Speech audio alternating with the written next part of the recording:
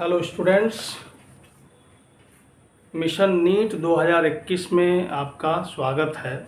आज से हम जो नीट की परीक्षा अब होने वाली है, जिसका डेट अनाउंसमेंट हो चुका है और अब से कुछ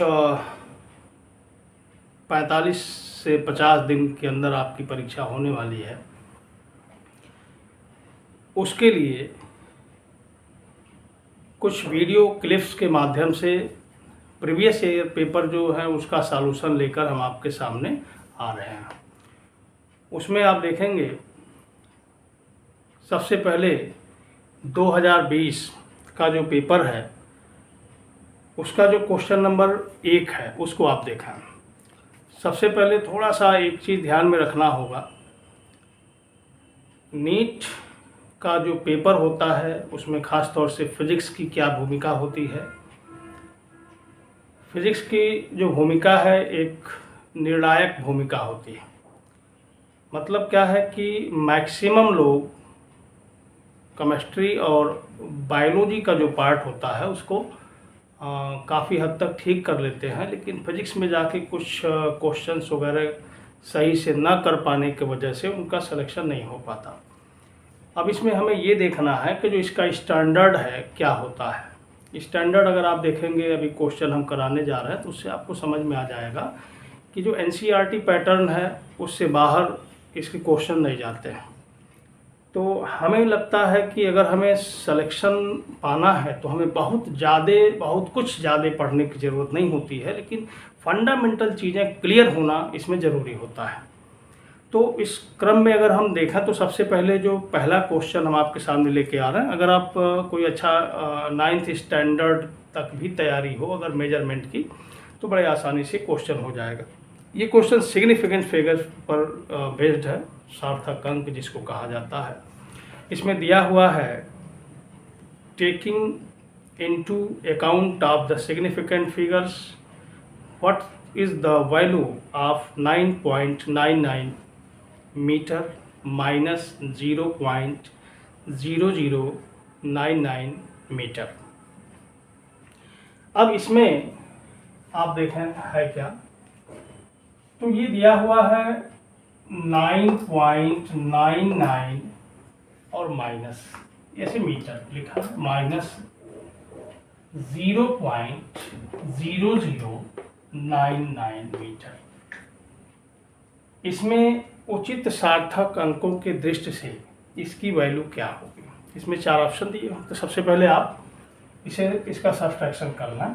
तो जरा देखें बड़े साफ शब्दों में एक तरह से कहें तो 9.99 आपने लिख दिया और इसमें से सब्ट्रैक्ट करना है 0.0099। यहाँ 2 जीरो बढ़ा लीजिए। सब्ट्रैक्शन आपको पता ही है, मैं बता रहा हूँ। यहाँ से यहाँ 1 आ जाएगा, यहाँ पे आप देखेंगे तो 0 आ जाएगा, यहाँ पे 8 आ जाएगा, यहाँ पे 9 आ जाएगा, ये 9 आ जाएगा। तो इस तरह से आपके पास बच गया 9.9801 मीटर।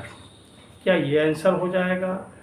इसके लिए सबसे पहले आप ऑप्शन को देखेंगे तो 9.980 मीटर।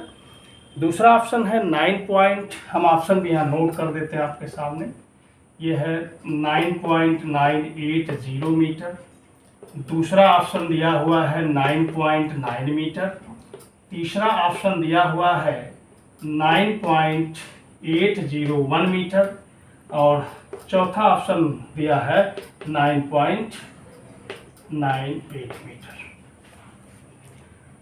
अब आप ये सोचेंगे कि सीधा आंसर आपको दिख रहा है, जितना यहाँ लिखा हुआ है उतने ही ये वाला लिखा हुआ है, और ऐसा अगर आप समझे तो क्वेश्चन हो जाएगा गलत। यहाँ पे उचित सार्थक अंकों के दृष्टिकोण से इसका सॉल्यूशन हमें प्राप्त करना है। तो सब्ट्रैक्शन और एडिशन का जो रूल है सार्थक अंक का, उसमें पता होना चाहिए कि जैसे अगर हम 1.23, 1.000, 1.0, 0.10 ऐसे कुछ क्वांटिटीज हैं, इनको हम ऐड करते हैं। तो ऐड करेंगे तो इस तरह से आपका एडिशन आ जाएगा कुछ ऐसा। तो एडिशन तो इतना हुआ, लेकिन सार्थक अंक के दृष्टिकोण से अगर देखा जाए तो आंसर इतना नहीं हुआ। इसमें जो सबसे कम डेसिमल अंक होता है उसी को हम कंसीडर करते हैं इस पूरे क्वांटिटीज में। तो यहाँ देखेंगे सबसे कम यहाँ पे डेसिमल का 1 अंक है, तो हम 1 अंक तक इसे राउंड ऑफ कर देंगे, और राउंड ऑफ करने के रूल्स हैं, उसके हिसाब से राउंड ऑफ करेंगे तो ये 3.3 यहाँ पे आंसर आ जाएगा। अब ठीक उसी तरह से जब आप यहाँ पे आएंगे, सब्ट्रैक्शन एडिशन दोनों में ऐसा होता है, मल्टीप्लिकेशन और जो डिवाइडेशन उसका रूल थोड़ा सा अलग है। आप यहाँ देखेंगे तो हमें क्या करना चाहिए, यहाँ पे सबसे कम डेसिमल डिजिट है 2 का, तो अब यहाँ तक 2 तक हमें लेना है, तो हम यहाँ पर राउंड ऑफ जब करेंगे तो हमको ये मिल जाएगा, और जब हमें ये मिलेगा तो आंसर हमारा 4 नंबर हो जाएगा। तो इस तरह से ये हो गया इस क्वेश्चन का आंसर। अब इसके बाद हम दूसरे क्वेश्चन की तरफ बढ़ते हैं। क्वेश्चन नंबर 2 देखते हैं। क्वेश्चन नंबर 2 को अगर आप देखें तो क्वेश्चन नंबर 2 आपका है स्क्रू गेज पर डिपेंड, एक्सपेरिमेंट पर डिपेंड बेस्ड क्वेश्चन है। तो अब इसमें हमें फार्मूला मालूम होना चाहिए, जैसे स्क्रू गेज है, वर्नियर कैलिपर्स है, ओम्स लॉ एक्सपेरिमेंट है, रेजोनेंस ट्यूब का एक्सपेरिमेंट है, पोटेंशियोमीटर का है, मीटर ब्रिज का है, ये सारा एक्सपेरिमेंट हमें मालूम होना चाहिए, क्योंकि ये एक्सपेरिमेंट इंटरमीडिएट के कोर्स में है, बेस है और एनसीईआरटी सिलेबस पे आधारित है, तो हर हाल में नीट में क्वेश्चन बन सकता है। तो जैसे इसमें जो स्क्रू गेज का क्वेश्चन इसमें कह रहा है कि screw gauge has list count of, तो ये क्वेश्चन नंबर 2, तो इसमें जो लिस्ट काउंट स्क्रू गेज का दिया हुआ है वो दिया है 0.01 mm। इसके बाद and there are 50 divisions in its circular scale, इसका जो वृत्तीय पैमाना है उस पर 50 डिवीजन है। तो circular scale, number of divisions on circular scale is equal to 50। The pitch of the screw gauge, pitch P की वैल्यू पूछ रहा है। इसमें इंग्लिश और हिंदी मीडियम दोनों स्ट्रीम के जो स्टूडेंट हैं, दोनों तरह के आप जान सकते हैं। क्वेश्चन को मैं अंग्रेजी में भी पढ़ रहा हूँ, हिंदी में भी बता रहा हूँ। Least count of screw gauge is equal to pitch upon total number of divisions on circular scale, यानी पिच बटे वृत्तीय पैमाने पर अंकित भागों की संख्या। यहाँ से अगर हमें पिच निकालना है तो number of divisions on circular scale into list count, ऐसा बन जाएगा। अब यहाँ पे ये नंबर दिया हुआ है 50 और लिस्ट काउंट दिया हुआ है 0.01। मल्टीप्लाई करने के बाद 50 और 2 अंक के बाद डेसिमल लगाते हैं तो 0.05 मीटर, mm, सॉरी mm इसलिए कि ये लिस्ट काउंट है mm में दिया हुआ है। तो इस तरह से इसमें जो ऑप्शन है, पहला ऑप्शन दिया हुआ है 0.5 mm, दूसरा ऑप्शन दिया हुआ है 1.0 mm, तीसरा ऑप्शन दिया हुआ है 0.01 mm, चौथा ऑप्शन दिया हुआ है 0.25 mm। अब आप देखें आंसर आपका सीधे सीधे पहला बन जाता है। इसी तरह से अगर वर्नियर कैलिपर्स पे पूछता तो वर्नियर कैलिपर्स का लिस्ट काउंट होता है S/N, मुख्य पैमाने के एक भाग का मान अपान वर्नियर पर अंकित भागों की संख्या। फिलहाल ये क्वेश्चन कंप्लीट हुआ। अब हम तीसरे क्वेश्चन की तरफ बढ़ते हैं, जिसमें दिया हुआ है डायमेंशनल फार्मूला। तो हम कोशिश में ये लगे हुए हैं कि 2 पार्ट या 3 पार्ट आपका एक दिन में पड़ जाए। फिलहाल अभी एक पहला पार्ट ये शुरू हुआ है। इसमें हम आ गए क्वेश्चन नंबर 3 हमारे पास। एक क्रम से। क्वेश्चन नंबर 3 पर आएंगे। दिया है dimensions of stress are, dimension of stress, stress of पहला दिया है m l to the power 0 and t to the power -2. Second, m l to the power -1, t to the power -2. Third, m l to the power 1 and t to the power -2. And fourth है ये m l to the power 2 t to the power -2। ये है। तो अब stress के विषय में हम लोग जानते हैं। पहले स्ट्रेस को हिंदी में कहते हैं प्रतिबल, क्योंकि मैंने कहा कि हिंदी और अंग्रेजी दोनों तरह के छात्र इसे आसानी से देख सकते हैं, समझ सकते हैं। प्रतिबल इसको कहा जाता है। और प्रतिबल का जो फार्मूला है, प्रतिबल बराबर क्या होता है, प्रत्यानयन बल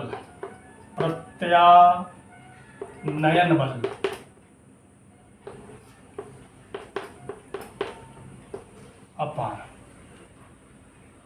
क्षेत्रफल। अभी मैं अंग्रेजी में भी बताता हूं। Stress is equal to restoring force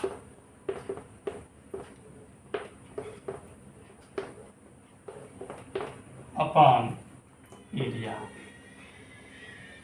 ठीक है, इसे ध्यान में आप रखें। अब हम थोड़ा सा आपको रेस्टोरिंग फोर्स के विषय में बता दें। प्रत्यानयन बल क्या होता है? कोई ऐसा बल जो किसी भी ऑब्जेक्ट को उसके इनिशियल पोजीशन में रीस्टोर कर देता है, फिर से इनिशियल पोजीशन में उसे लाता है। जैसे एक स्प्रिंग है, जैसे मान लीजिए हमारे पास ये एक मोबाइल का कवर पड़ा हुआ है, ठीक है। तो मैंने क्या किया, इसको ऐसे फोल्ड कर दिया, तो इसमें क्या हुआ, डिफॉर्मेशन आ गया। अब देखो मैंने इसको छोड़ा, छोड़ते ही क्या हुआ कि एक फोर्स अंदर से इसके काम करने लगा और उसने क्या किया, इसका जो शेप है उसको रिस्टोर कर दिया। देखिए फिजिक्स में सब कुछ कितना इंटरेस्टेड है और आसान है।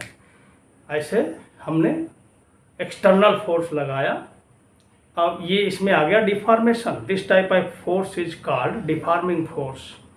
और जब मैंने इसको छोड़ा तो इसका जो अंदर से बल लगा, फोर्स अप्लाई हुआ, जो इंटरनल फोर्स है, उसने किया क्या, उसने इसका जो इनिशियल पोजीशन था उसको प्राप्त करा दिया, रिस्टोर करा दिया। तो this type of force is called restoring force. अब जितने भी सब्सटेंस के पास रिस्टोरिंग फोर्स होते हैं वह इलास्टिक होते हैं, यानी वो जिनके अंदर अपने मूल अवस्था को प्राप्त करने की, पुनः प्राप्त करने की, रिस्टोर करने की क्षमता होती है, वही इलास्टिक सब्सटेंस होते हैं। तो ये हो गया। अब आप देखेंगे हमें डायमेंशनल फार्मूला निकालना था स्ट्रेस का। तो प्रत्यानयन बल, रिस्टोरिंग फोर्स, जितने भी तरह के बल हैं सबका डायमेंशनल फार्मूला एक ही है, इसे ध्यान में रखिएगा। केवल एक बल को छोड़कर, जिसका नाम है विद्युत वाहक बल, electromotive force. Because electromotive force is not a force, it is potential difference between terminals of batteries और 2 पॉइंट ऑफ सर्किट एट्सेट्रा। वो पोटेंशियल डिफरेंस होता है, वो फोर्स नहीं होता है। इसलिए उसको छोड़कर बाकी जहाँ भी फोर्स है, किसी भी तरह का force, electric force, magnetic force, जो भी फोर्स है, फोर्स ऑफ फ्रिक्शन है, सेंट्रीपेटल फोर्स है, ग्रेविटेशनल फोर्स है, कोई भी फोर्स है, सबका डायमेंशनल फार्मूला एक है और वो डायमेंशनल फार्मूला है mL T⁻²। अब ये फार्मूला निकला कैसे कहो तो भी दिखा दें आपको एकदम fundamental formula, truth formula of force, ये देखो truth force, formula for truth force is F is equal to ma, ठीक है। Here dimensional formula of F is equal to dimensional formula of small m. This is a capital M. And the dimensional formula of acceleration, the rate of change of velocity with respect to time is called acceleration. This is Lt to the power minus 2. अब ये कैसे आया कहो तो ये भी बता दें। A is equal to v upon t, velocity upon time. Dimensional formula of A is equal to dimensional formula of velocity. This is Lt minus 1 upon t. Time का t होता है, यहाँ से आ गया Lt to the power minus 2. Velocity का जानना है, velocity the rate of change of displacement with respect to time is called velocity. Therefore velocity is equal to displacement upon time. तो डिस्प्लेसमेंट का L होगा और टाइम का t, तो Lt to the power minus 1. तो इस तरह से एक्सेलरेशन का आया। अब कुल मिलाकर आप देखोगे तो ये बन गया आपका m l t to the power minus 2, ठीक है। अब जैसे आप सोच रहे हैं कि इतना टाइम तो इसलिए कि हम आपको दिखा रहे हैं कि आसान कितना है। आपको तो याद रहेगा, जब बहुत सारे डायमेंशनल फार्मूला करेंगे तो आपको याद रहेगा, ठीक है। ये आपको याद रखें, YouTube पर मेरे चैनल पर एनर्जी मैफी पर एकदम फ्री में मिलने वाला है। तकरीबन हम कोशिश में लगे हैं कि 2020 से लेकर 2017 तक के फिजिक्स के जितने क्वेश्चंस हैं सबका सॉल्यूशन ऐसे पार्ट बाय पार्ट हम आपके सामने रख दें और सबका एनालिसिस कर दें बढ़िया से कि कौन सा किस पर बेस्ड है, कितना आसान है, कितना कठिन है, आपके सामने खुद ही आ जाए। अब फिर हम हमारा एक ऐप भी है एनर्जी एजुकेशनल इंस्टीट्यूट के नाम से, जो प्ले स्टोर पर उपलब्ध है। वहाँ से आपको नीट का कोर्स भी मिलने वाला है, उसे भी एक बार आप देख लेंगे। और वो कोर्स जो होगा वो सिस्टमेटिक होगा और कुछ 45 दिन का कोर्स अरेंज किया गया है और उसमें कोशिश किया जाएगा कि अधिक से अधिक टेक्निक्स और ट्रिक्स आपके सामने ला के रखा जाए। फिलहाल तो इस तरह से हो गया। और एरिया का आप जानते ही हैं, लेंथ इनटू ब्रेथ, तो L to the power 2। इसे जब सॉल्व करेंगे आप तो आप देखेंगे m L to the power minus 1, इसको ऊपर जब ले जाएंगे और ये हो जाएगा T to the power minus 2। ऐसे मिल गया डायमेंशनल फार्मूला ऑफ स्ट्रेस। अब आपको जानना है there are 3 type of stress generally. एक होता है लॉन्गिट्यूडनल स्ट्रेस, दूसरा होगा नॉर्मल स्ट्रेस, तीसरा होगा शेयरिंग स्ट्रेस। तो जितने भी तरह के स्ट्रेस हैं सबका डायमेंशनल फार्मूला यही होता है। उसके बाद स्ट्रेन है। स्ट्रेन क्या होता है? स्ट्रेन है रेशियो आकार में परिवर्तन का, ठीक है। आकार में परिवर्तन बटे प्रारंभिक आकार, ये शो करता है स्ट्रेन को, विकृति को, और ये डायमेंशनलेस क्वांटिटी है। अब स्ट्रेस और स्ट्रेन का जो रेशियो होता है वह कोफिशिएंट ऑफ इलास्टिसिटी कहलाता है, प्रत्यास्था गुणांक कहलाता है। प्रत्यास्था गुणांक का अगर बीमी सूत्र हमें निकालना होता है तो स्ट्रेस अपॉन स्ट्रेन करते हैं। स्ट्रेस का जो डायमेंशनल फार्मूला है वो है ml to the power -1 t to the power -2, और स्ट्रेन का कोई डायमेंशनल फार्मूला नहीं है। इस तरह से कोफिशिएंट ऑफ इलास्टिसिटी का डायमेंशनल फार्मूला भी यही हो जाता है। देखो कितना आसान डायमेंशनल फार्मूला। अब देखिए 3 तरह का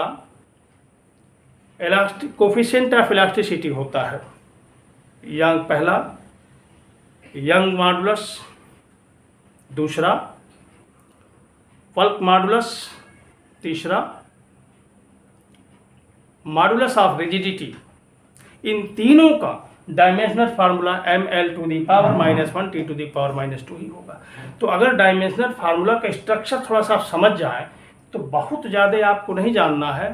कुछ राशियों का, क्वांटिटीज का डायमेंशनल फार्मूला अगर बढ़िया से जान गए तो बाकी सबका हो गया। जैसे कि what is the dimensional formula of kinetic energy, potential energy, bonding energy of satellite, bonding energy of planet या फिर सैटेलाइट, ठीक है। ऐसे जितने तरह की एनर्जी हो गई, मैकेनिकल एनर्जी, ठीक है, इलेक्ट्रिक एनर्जी, मैग्नेटिक एनर्जी, जो भी एनर्जी, सबका डायमेंशनल फार्मूला एक हो गया। हीट हीट हीट हीट क्या है, वो भी एक एनर्जी है। साउंड क्या है, वो भी एक एनर्जी है। लाइट क्या है, वो भी एक एनर्जी है। तो बस एक डायमेंशनल फार्मूला जाने, ml⁻², T⁻²। अब जितने भी एनर्जी को रिप्रेजेंट करने वाले हैं सबका डायमेंशनल फार्मूला वही हो जाएगा। तो बहुत रटने की इसमें कहाँ जरूरत है, ठीक है। तो इस वजह से बस स्ट्रक्चर समझने की जरूरत है। तो ऐसे आपका आंसर यहाँ पे आ गया ml⁻⁻1 T⁻², ये आपका आंसर नंबर, ये ऑप्शन नंबर 2 इसमें सही हो जाता है। अब इसके बाद अगले क्वेश्चन की हम बात करें तो अगला जो क्वेश्चन है वो आपका एरर एनालिसिस पर डिपेंड है। एरर एनालिसिस, चलिए उस क्वेश्चन को देखा जाए। क्वेश्चन नंबर 4,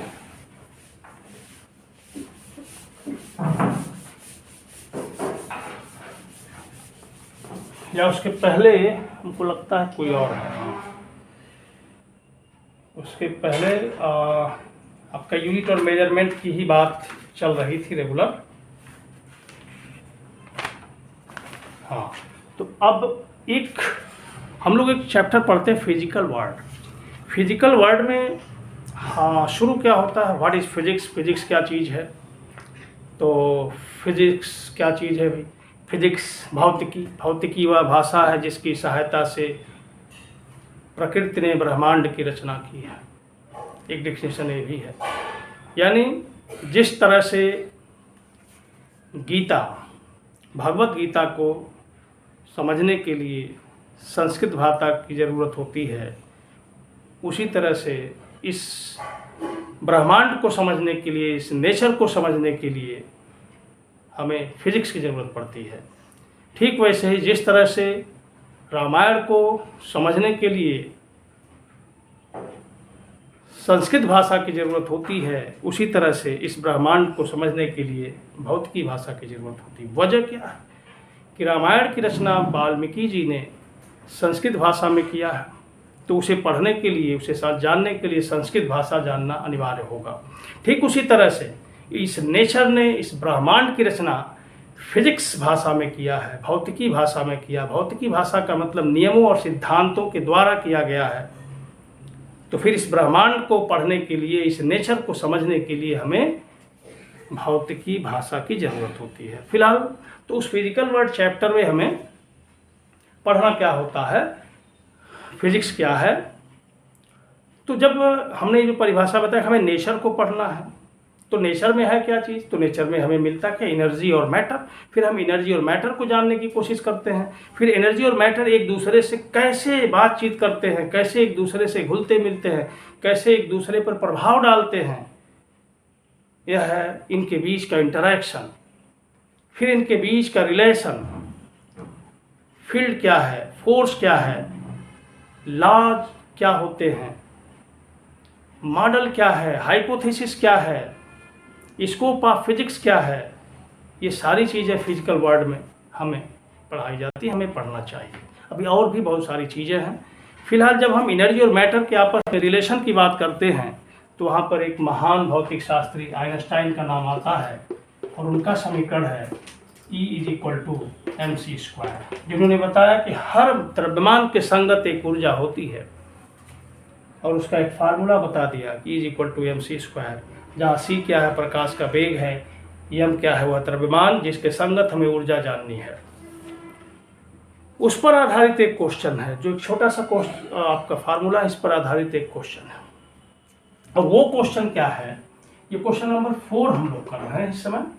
क्वेश्चन ये है कि the energy equivalent of 0.5 gram of a substance is 0.5 ग्राम, यानी m = 0.5 ग्राम के संगत इस पदार्थ, इतने पदार्थ के संगत ऊर्जा कितनी होगी।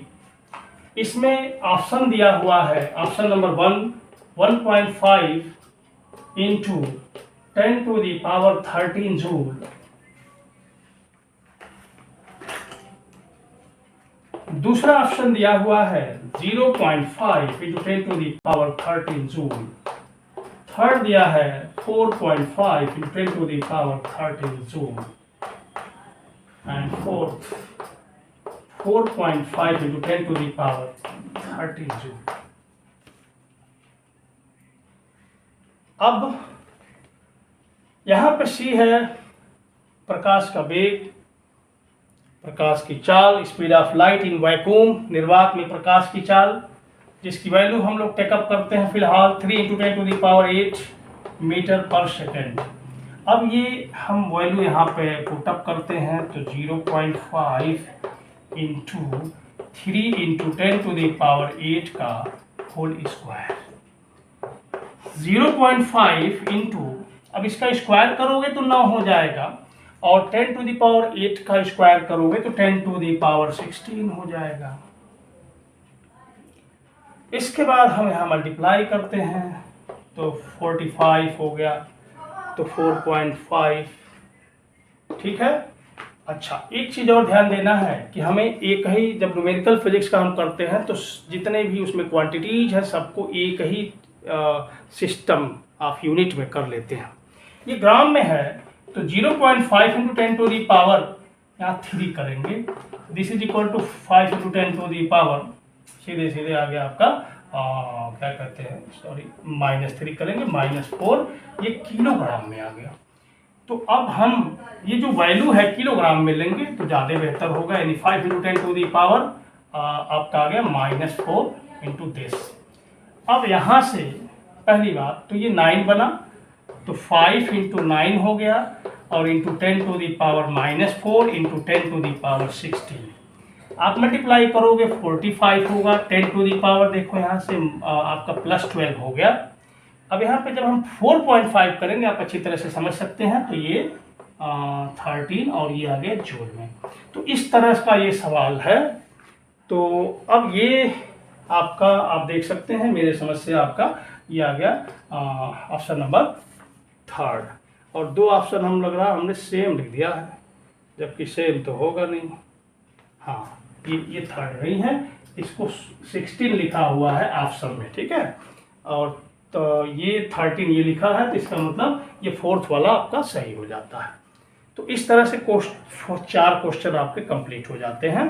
तो अब इसके बाद फिर नेक्स्ट पार्ट में हम अगले क्वेश्चन को लेके आते हैं। हमने एक और काम किया है कि हम एक क्रम से कर दिए। क्रम से का मतलब क्या हुआ कि हमने शुरू कर दिया फिजिकल वर्ड से शुरू किया, और एक एक यूनिट का जो क्वेश्चन है उसका कलेक्शन एक बना दिया। आपको मालूम होना चाहिए कि जो नीट 2020 का पेपर हुआ था वह 2 फेज में हुआ था, फेज 1 फेज 2। इन दोनों फेज के क्वेश्चन को हम एक में मिलाकर लेके आपके सामने आ रहे हैं। अब आपको ये तय करना है कि आपको ये क्वेश्चन कैसा लगा, सॉल्यूशन कैसा लगा।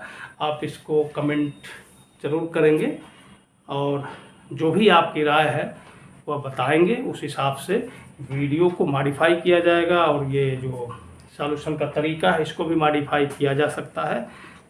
बाकी आप जो मेरा चैनल है एनर्जी मैफी, उसको सब्सक्राइब कर लें, और वीडियो अच्छा लगे तो लाइक ज़रूर करें। धन्यवाद।